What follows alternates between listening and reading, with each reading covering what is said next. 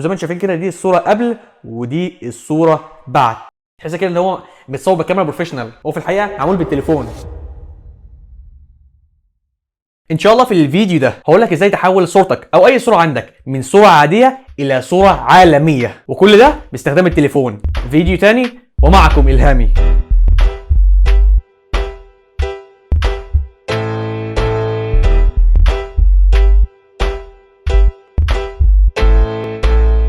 السلام عليكم، ازيكم يا جماعه الخير، عاملين ايه؟ واتمنى يا رب تكونوا بخير. بصراحه كده انا اتفرجت على صور كتيره جدا، اشكال والوان، بس في نوعيه من الصور بتشدني جدا، وهي الصور اللي بتبقى فيها موشن او حركه. واشهر مثال على كده هي صور عربيات السباق، حرفيا بتبقى صور رهيبه، او صور لموتوسيكلات بتتسابق، او حتى واحد سايق العجله بتاعته فبياخد صورة شكلها حلو جدا. والصور دي بتتلقط في جزء من الثانية في وقت حركة العنصر اللي انت عايز تصوره. فانا صراحة طول عمري بنبهر بالصور دي، وكنت فاكر ان انا عشان اخد الصور دي محتاج كاميرا بروفيشنال، او محتاجة اني ابقى شاطر او عندي معرفة بالفوتوشوب عشان اطلع او اعمل زي الصور دي. بس مؤخرا انا عرفت برنامج بيعمل الحوار ده في جزء من الثانية وبكل احترافية ودقيق جدا، وفي فيتشرز كتيرة جدا ورهيبة، وكل ده بشكل مجاني. واللي النهارده هنشرح البرنامج ده ان شاء الله. فقبل ما نبدا ما تنساش تعمل لايك للفيديو وتشترك في القناه وتفعل الجرس عشان يوصلك كل جديد. وده الانستجرام والفيس بتوعي، تشرفني وتنورني متابعتك يا صاحبي الوجه السينمائي. فبدون كلام كتير يلا نبدا. وهو ده يا جماعه البرنامج، واسمه فوتو روم، واللينك بتاعه موجود في الديسكربشن، وده بالمناسبه مش اعلان. فنضغط على البرنامج ونفتحه.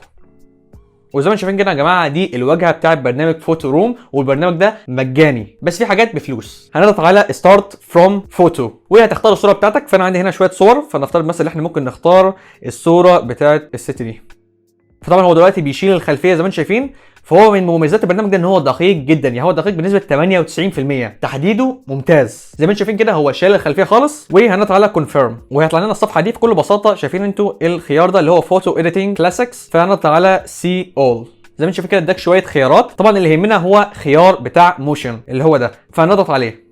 وزي ما انتم شايفين كده اتطبق معانا تاثير موشن، تاثير جميل جدا واكثر من رائع. فنفترض ان هو ما حددش العنصر بتاعك بشكل دقيق، فعندك الامكان ان انت تحدد العنصر بتاعك من اول وجديد عادي. كل ما عليك بس ان انت تضغط على العنصر بتاعك وهيديك شويه خيارات حلوين. كل ما عليك ان انت تضغط على edit cutout، فعندك الامكانيه ان انت تحدد من اول وجديد، او حتى تحدد الحاجات اللي هو ما حددهاش. فاحنا مثلا ممكن نعمل زوم زي ما انتم شايفين كده، ونضغط على مثلا الجزئيه دي مثلا نمسحها. ومثلا فنفترض مثلا لو في حاجه زي كده، وطبعا ده على حسب الصوره بتاعتك. انا حددت بشكل سريع عشان اشرحه كده. ونضغط على دن، وعندك الامكانيه ان انت تحدد البلور اللي موجود في الخلفيه، او الموشن او التاثير اللي موجود في الخلفيه. كل ما عليك ان انت تضغط على الخلفيه وهيظهر لك خيار اللي هو بلور اللي هو هنا ده، تضغط عليه. وطبعا عندك الامكانيه تتحكم في التاثير او الموشن او البلور اللي موجود. لو عملته كده علاميه تحس ان هو مثلا فيك شويه او ملعوب فيه، فاحنا مثلا انا بفضل طبعا ان انا اخليه من 10 ل 15، نخليه على 13. فهو ده التاثير. وزي ما انتم شايفين اتطبق معانا وشكله اكثر من رائع. تحس كده ان هو متصور بكاميرا بروفيشنال،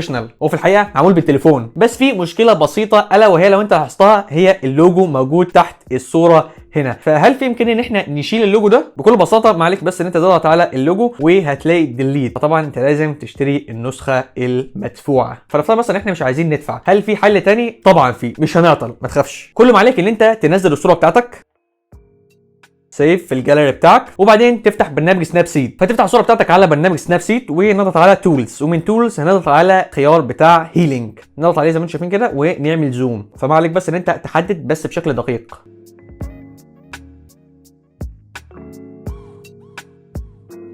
وزي ما انتم شايفين دلوقتي احنا مسحنا اللوجو بكل بساطه، وده حل يعني بسيط، يعني لو انت مش عايز تدفع النسخه البرو من البرنامج. ونضغط صح ضغطه مطوله كده قبل وكده بعد. طبعا احنا كده شلنا اللوجو من غير ما ندفع. فانا اختار دلوقتي صوره ثانيه وهعمل عليها الحوار ده. طب مثلا احنا ممكن نختار مثلا صوره الست دي، تمام. هيعمل طبعا ايه ازاله للخلفيه اللي ورا، تمام. زي ما انتم شايفين تحديد دقيق جدا. وكونفيرم على سي اول وموشن. طبعا انت عندك دلوقتي الامكانيه ان انت تعمل سيلكت للعنصر او للخلفيه. فانا هعمل للخلفيه او البلاك جراوند، وطبعا هتحكم في البلور او التاثير اللي موجود ورا او الموشن. فزي ما انتم شايفين كده حاجه اكثر من رائعه. طبعا البرنامج ده فيه فيتشرز كتيره جدا انت ممكن تستخدمها. فلو حابب ان انا اعمل فيديو عن البرنامج ده بشكل كامل اكتب لي في الكومنتس.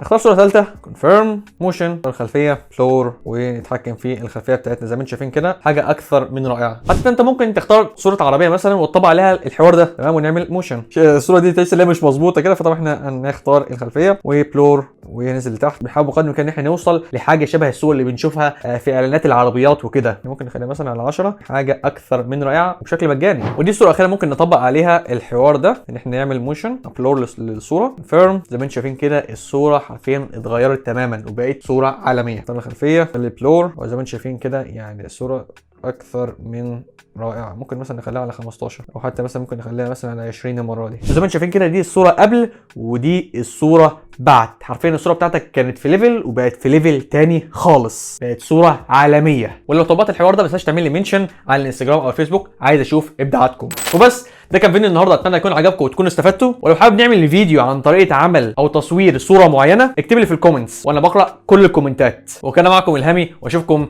في فيديو تاني.